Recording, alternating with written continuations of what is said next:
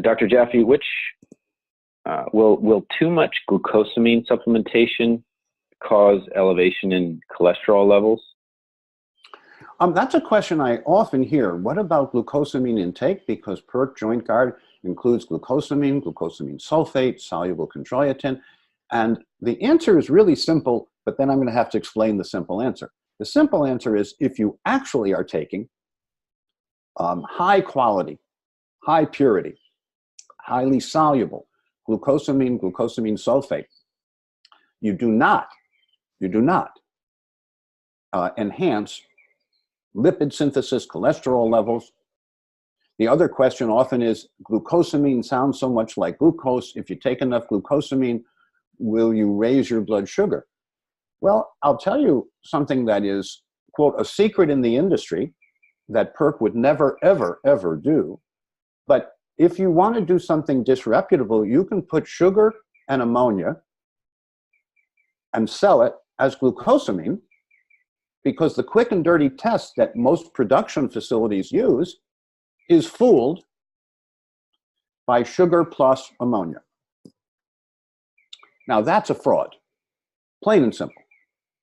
Shouldn't be done. When it's found out, the product and or the company goes away, but in the meantime, they get fat and happy from a profit point of view.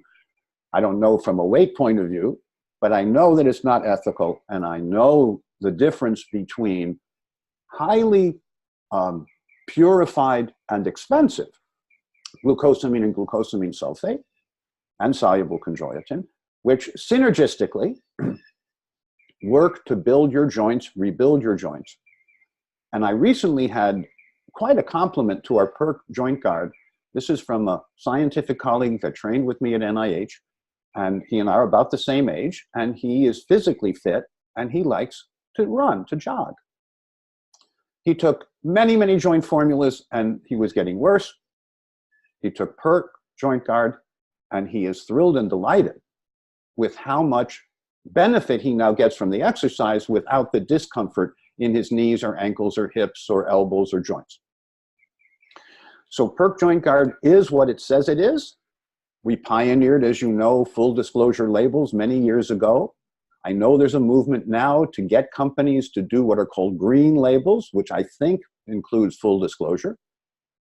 But as another point, much of the glucosamine that is sold is simply ground up shrimp shells and ground up lobster shells with vanishingly low bioavailability, but at least it actually is glucosamine. It's just glucosamine in an insoluble form, which means very low bioavailability, whereas we have always used the soluble glucosamine sulfate, soluble, orally soluble chondroitin, because they're synergistic in benefits and never raise blood fats and never raise blood sugar, because we actually use the active, safer form all the time, and we try to make that clear on our label and in our materials.